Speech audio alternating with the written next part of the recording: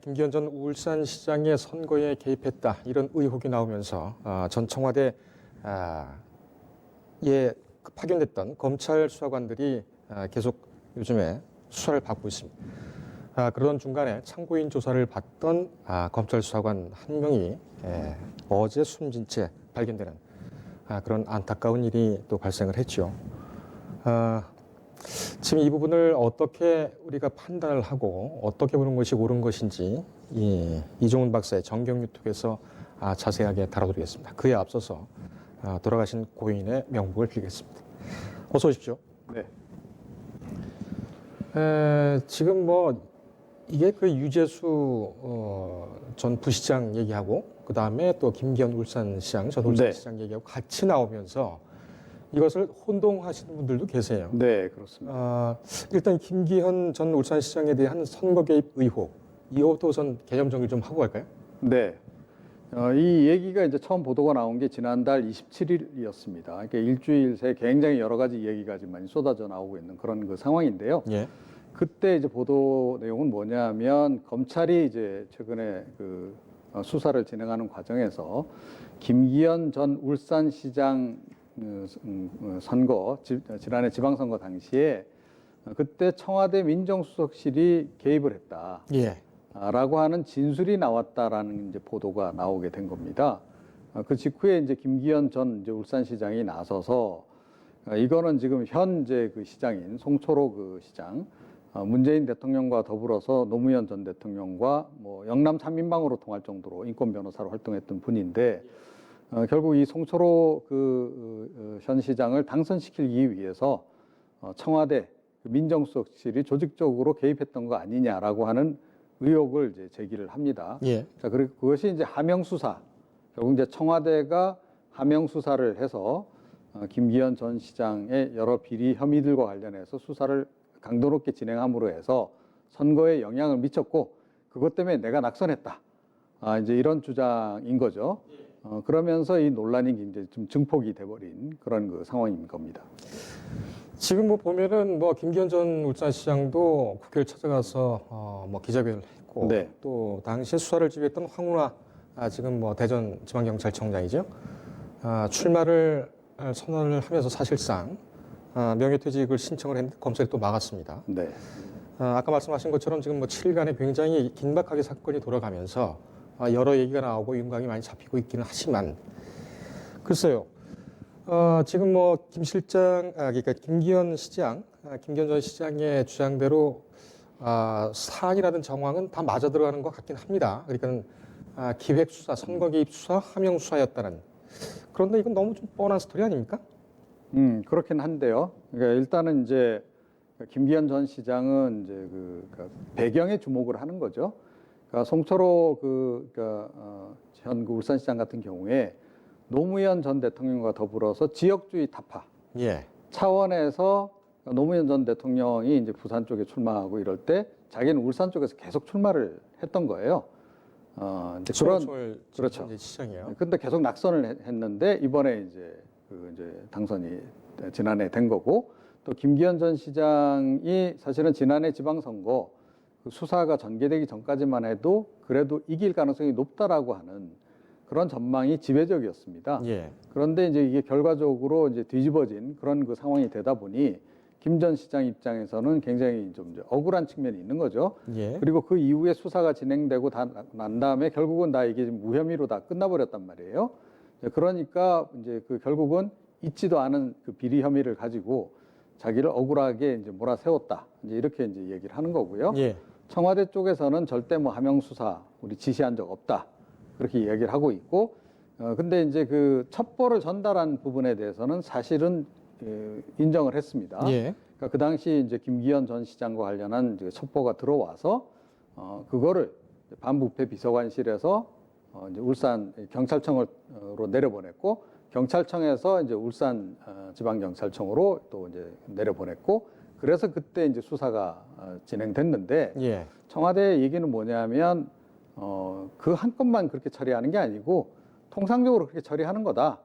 어차피 이 자치단체장 같은 경우에는 청와대 감찰 대상이 아니기 때문에 청와대 그 반부패 비서관실 그 감찰 반원들이 감찰을 하면 이 민간인 불법 사찰이 오히려 되는 거죠. 예. 자, 그렇기 때문에 이제 이 부분은 우리가 할 수 없어서 그냥 경찰에 넘긴 거다.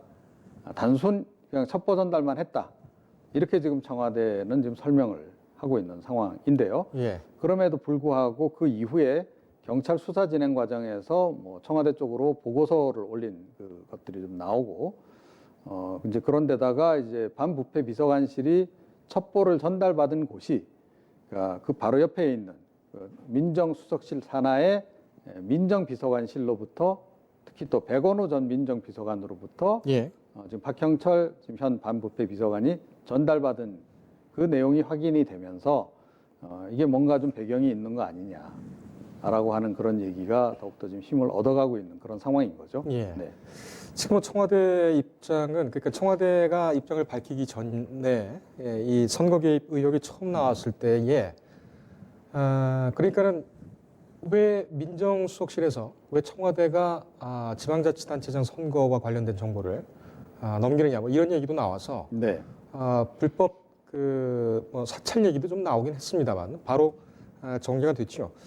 그렇지만은 뭐 잘 아시듯이 민정실이라든지 또 이런 데서는 뭐 부패 또 관련 문제를 또 다루고 있기 때문에 여러 군데서 첩보가 들어오고 있지 않습니까? 그렇게 네. 되면은 본인들이 개입할 수 없는 것 같은 경우에는 해당 청이라든지 조직에다가 넘겨서 처리를 하게 되는 것이 맞는 것 같은데 이 부분에 대해서는 왜 계속 논란이 있을까요? 네.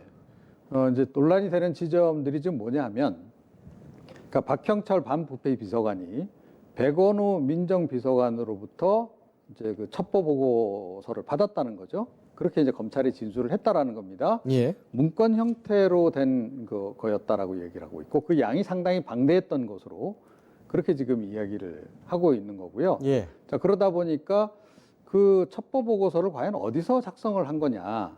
그야말로 제보자가 작성을 해서 그냥 중고를 그냥 단순 전달한 것인지 아니면 그 민정수석실에서 그걸 이 보고서 형태로 만들어서 반부패 비서관실에서 전달한 건지 이 부분이 이제 좀 이제 논란이 될 수 있는 거죠. 만약에 그 민정비서관 산하에 누군가가 그 첩보 보고서 제보를 받아서 첩보 보고서로 만들어서 넘겼다 그러면 이거는 좀 문제가 될 수 있는 거죠. 이거 결국 감찰한 거나 다름없거든요.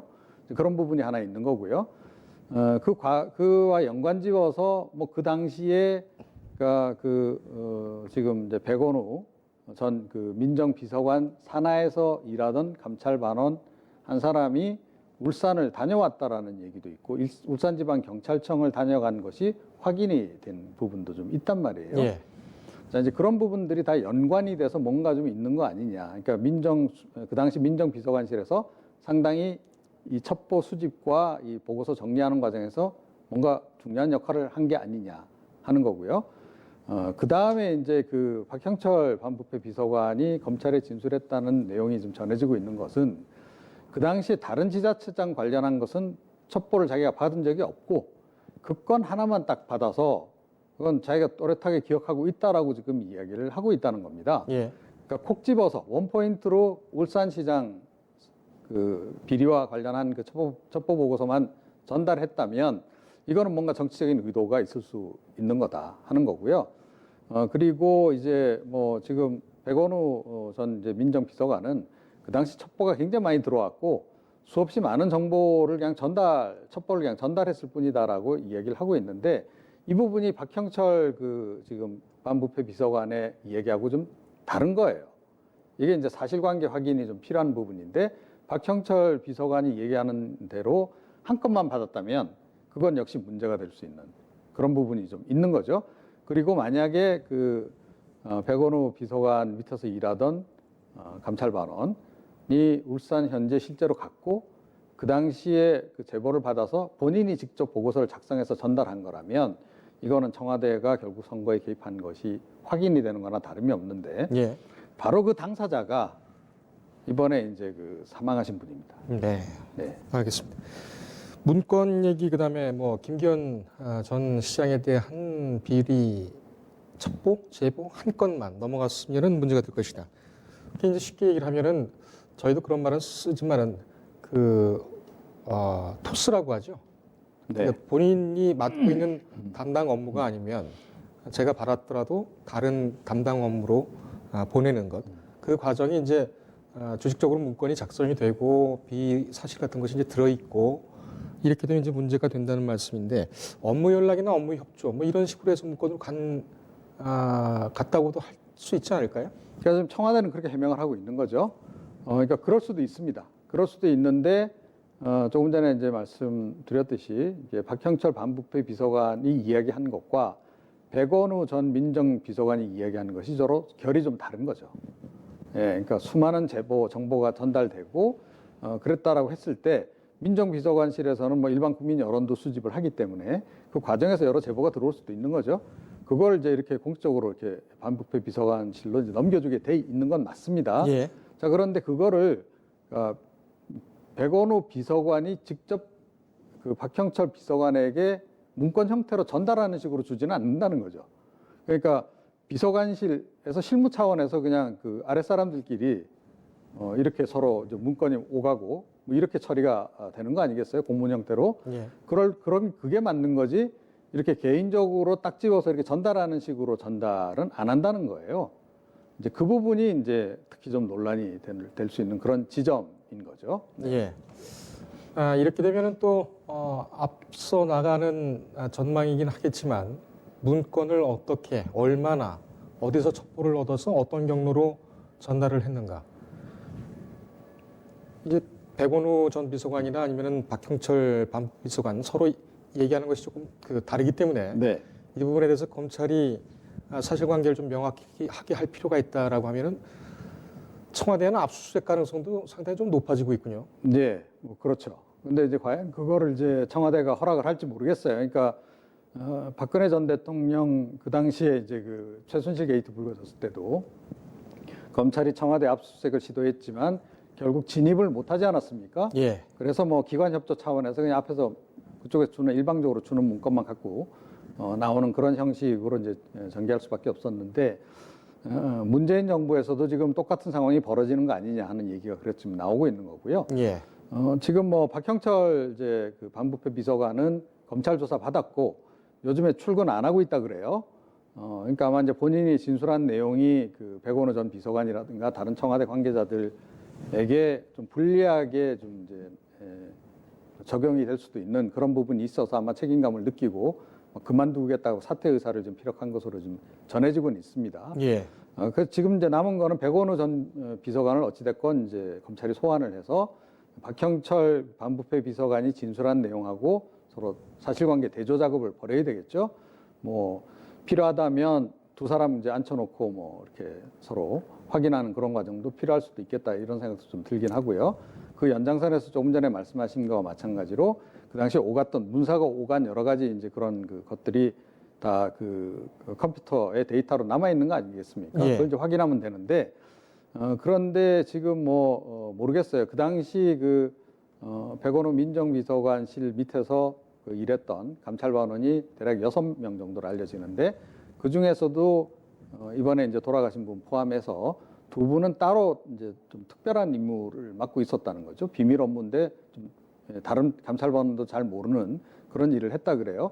근데 이분들이 사용하던 그 PC라든가 이런 것들은 조금 전에도 얘기가 나왔습니다만 유재수 전 부산경제시장 감찰 무마건 그거 무마 직후에 PC고 뭐고 다 지금 뭐 아마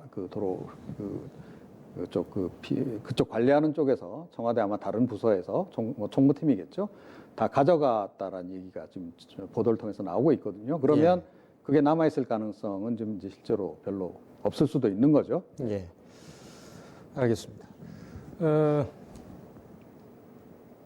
글쎄요. 윤석열 검찰총장에게 미안하다라는 메모를 남기고 고인은 뭐 극단적인 선택을 했는데 지금 상황을 보면은 여러 가지 면에서 일단 조국 전 장관 사퇴 수석 사퇴하고도 좀 사건이 좀 비슷해지는 것 같기도 하고 네.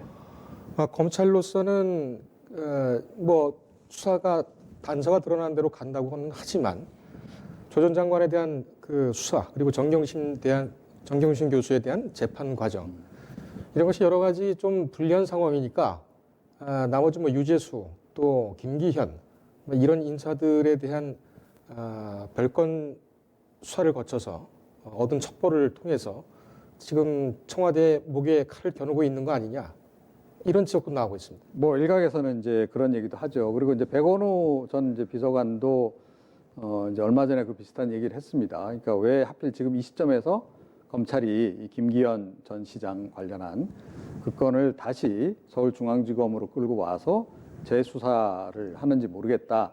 이게 결국은 이제 뭐 누군가를 겨냥하고 있는 거 아니냐, 뭐 이런 얘기인데 조국 전 장관을 지지하는 사람들은 결국 조국 전 장관을 구속시키고 또 실형을 선고받게 하도록 하기 위해서 정경심 교수라든가 그 가족 일가와 관련한 건으로는 부족하니 이 건도 엮고 유재수 그 전 경제부시장 그러니까 감찰 무마 건까지 엮어서 그래서 이 세 건으로 해서 다 지금 이제 조국 전 장관을 법적 처리를 하려고 하는 거 아니냐 이제 그렇게 이제 주장하는 분들도 있어요.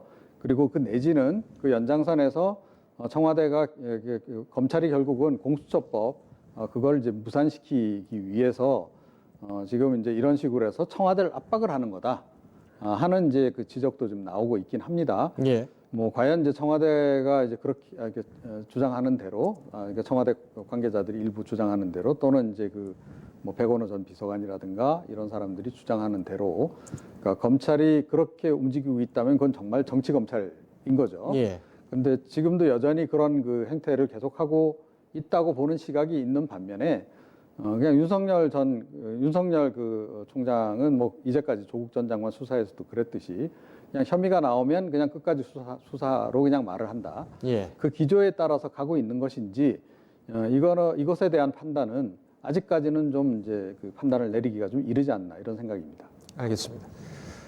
근데 지금 뭐 가정적이긴 합니다만 네. 지금 이제 유재수 전 부시장의 의혹이나 김기현 전 울산시장에 대한 의혹이나 중앙에는 그 정점에는 조국 수석이 있는 것이 맞죠. 하지만은 지금 특히 이제 유재수 부시장 같은 경우에는 거기 또 천무행정관이라는 중간에 또 인사가 나오면서 조금 방향을 잃어가고 있는 것 아니냐. 그러니까는 조국 수사가 아닌 다른 수사로 지금 진행하고 있는 것 아니겠느냐. 이런 또 지적도 나오고 있습니다. 네, 그러니까 조국 전 장관 지지하는 사람들은 이 모든 게 조국을 엮기 위해서 하는 거다라고 지금 얘기는 하고 있는데 최근에 수사가 진행되는 과정을 보게 되면 조국 전 장관을 꼭 겨냥하고 있는 것 같지는 않다. 예. 그리고 뭐 이걸 겨냥이라는 표현이 과연 정확할지도 모르겠어요. 건이 좀 다른 건인데, 근데 이 결과적으로 캐고 들어가다 보니 다 지금 청와대 관계자들이 다 연루가 되는 것으로 이렇게 지금 이제 드러나고 있는 이런 상황으로 지금 가고 있단 말이에요. 예. 그래서 제가 보기에는 뭐 이 조국 전 장관이 이 모든 건의 정점 이렇게 보기는 어렵다라고 저는 봐요. 정경심 교수와 뭐 조국 전 장관 그 일가와 관련한 비리에서는 조국 전 장관이 정점일 가능성이 있는데 이것도 이제 아직 확인이 좀 덜 된 거죠. 최종적으로 확인을 해봐야 되는 거고요. 그리고 뭐 유재수 전 부시장 건이라든가 또 이 김기현 전 그 시장에 관한 수사, 하명 수사 논란 관련한 건, 이 건 같은 경우에는 조국 전 장관이 관계가 돼 있는 것은 분명한데 조국 전 장관을 정점으로 보기는 좀 어렵다라는 겁니다. 이 사안 자체는. 예. 그러니까 조금 전에 말씀하셨듯이 뭐 유재수 전 그 경제부시장 같은 경우에는 지금 다른 인물들이 지금 막 거명이 돼 나온단 말이에요. 뭐 이호철 라인이었다 이런 얘기부터 시작해서 그 연관지어서 골치 아파서 뭐 이호철 전 그 민정수석이 뭐 중국으로 갔다더라 뭐 이런 소문도 돌고 있고 이제 그 또 뭐 텔레그램 그 주고받은 내용에 뭐 김경수 지사도 들어가 있고 뭐 이런 얘기까지 다 나온단 말이에요. 소문으로 돌았던 거예요, 사실은. 얼마 전까지 소문으로 정치권에서 돌았는데 이제 보도를 통해서 나오고 있는 그런 상황까지 이제 간 겁니다. 예. 자, 이제 그렇게 보면 이거는 사실은 조국 전 장관이 뭐 유재수 전 그 시장의 감찰을 무모한 건은 그 어떻게 보면 이 사람들의 외압을 받아서 그랬을 수도 있다. 이런 가정이 가능한 것이고요. 예. 그렇기 때문에 이게 좀 사안이 오히려 좀 더 커질 수 있는 부분도 있는 거고. 네. 김기현 전 시장 건 같은 경우에도 마찬가지입니다. 그러니까 백원우 전 비서관을 뭐 조국 전 장관 사람이라고 과연 얘기할 수 있겠는가? 조국 전 사람이라면 뭐 이건 조국 전 장관이 다 정점이고 책임지는 게 맞는데 그게 아니고 이분도 친노 친문 핵심이기 때문에 여러 그쪽 관련해서 연루된 부분들이 앞으로 나온다면 조국 전 장관을 정점으로 보기는 좀 어려운 상황. 이 건 역시 좀 굉장히 확산될 여지가 없잖아 있다 이렇게 생각합니다. 알겠습니다. 필리버스터 얘기를 좀 간단하게 정리를 해주시겠습니까? 한 1분 정도 남았는데요. 어떻게 되었습니까? 글쎄요. 저는 뭐 일단 이번에 나경원 원내대표가 필리버스터를 하겠다라고 지금 이 카드를 던진 이면에는 본인의 재신임권이 가장 결정적인 영향을 미쳤을 거라고 저는 봅니다. 예. 당연히 뭐 이걸 뭐 국익적인 관점에서 뭐 그랬다라고 좀 보기는 어려운 거고요. 뭐 본인이 이야기하듯이 뭐 패스트트랙 관련한 법안들을 저지하기 위해서 그랬다. 이거 역시 뭐 제가 보기에는 약간의 이제 변명에 불과하다라고 생각합니다. 그러니까 예. 이 필리버스터를 한다 그래서 이들 법안들을 다, 그러니까 특히 패스트트랙에 오른 법안들을 결국 최종적으로 무산시킬 수 있느냐? 그건 아니다라는 거죠. 다만 뒤로 지연될 뿐이지 결국 할 수 있는 거고, 이제 그렇게 본다면 지금의 이제 이런 그 지연 전술은 다분히 본인의 어떤 자기 정치적인 측면이 굉장히 강해서 그래서 명분도 좀 부족하고 예. 그러다 보니까 지금 약간 오락가락하고 있지 않습니까? 민식이법 같은 경우에 논란이 되니까 그건 뭐 우선 처리할 수도 있다. 뭐 처음부터 필리버스터 대상으로 삼질 않았다. 이런 식으로 지금 자꾸 말이 앞뒤가 안 맞는 예. 그런 상황이 지금 연출되고 있는 거 아닌가 이렇게 생각을 합니다. 알겠습니다. 뭐 국민들이 보고 계시니까요. 예. 어떻게 진행이 되고 마무리가 될지는 또 저희가 계속 이 박사님과 계속 해서 또 보내드리도록 하겠습니다. 오늘 여기까지 할까요? 예. 날씨가 많이 추워졌는데 건강 조심하시기 바랍니다. 고맙습니다.